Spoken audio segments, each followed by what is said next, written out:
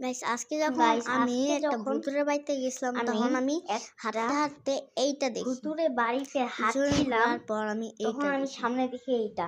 আমার সামনে ভাই অনেকগুলো ভূত দাঁড়িয়ে আছে। আমি আগে সামনে দেখতে পাই এখানে আমাদের ব্ল্যাক স্মাইল আছে, আরো অনেক ভূত আছে। আমাদের তার পাশে দাঁড়িয়ে আমাদের কুকি ভূতটা আছে, কুকি ঘোস্ট। এখানে আমাদের দাঁড়িয়ে আছে আমাদের রাক্ষসটা আ করলে কিরকম হয়, লাল লাল চিৎকার দিচ্ছে। আমাদের ব্ল্যাক ইভিল ঘোস্ট, ব্ল্যাক ইভিলটা ওটা এই যে আমাদের হ্যাকার ঘোস্ট, এই যে আমাদের হ্যাকার ঘোস্ট, এই যে আমাদের skull with cap, skull with মানে কি বলবো, বোন ক্যাপ, কঙ্কালের ঘোস্টটা আছে।